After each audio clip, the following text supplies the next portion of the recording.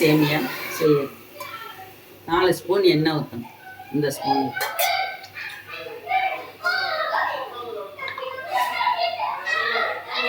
கடுகு உளுந்தம் பருப்பு நல்லா வெடிக்க விடணும்.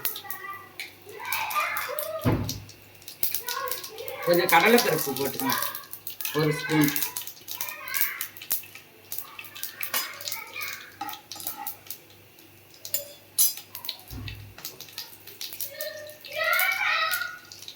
வெங்காயம் வேணும்னா போடலாம், இல்லாட்டினா விட்டுறலாம். பச்சை மிளகாய் 2, காரத்துக்கு தகுந்த மாதிரி போட்டுக்கலாம். 4 மிளகாய் கூட போட்டுக்கலாம், எங்களுக்கு உரப்பு தேவையில்லை. கருவேப்பிலை 2 பாக்கெட் சேமியாவுக்கு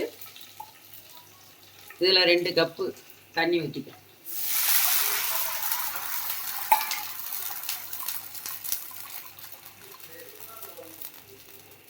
2 கப்பு போதும் 2 பாக்கெட்டுக்கு.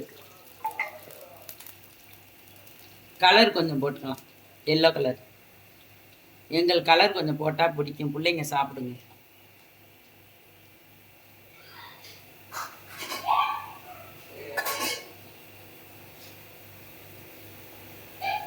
உப்பு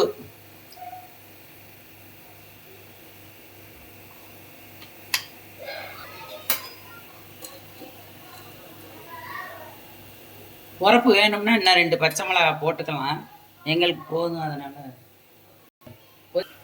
தண்ணி நல்லா கொதிச்ச உடனே சேமியா போடணும்.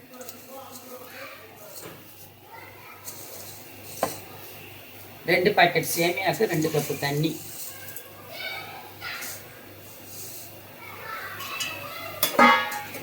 அவ்வளோதான், 1 நிமிஷம் பண்ணிடணும்.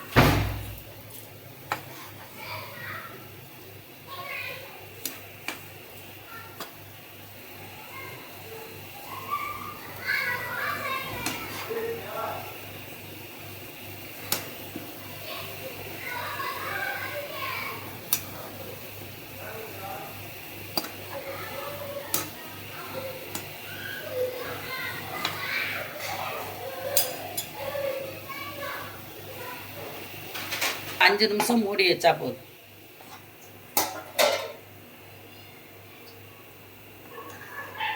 சேமியா கேசரி ரெடி ஆயிடுச்சு.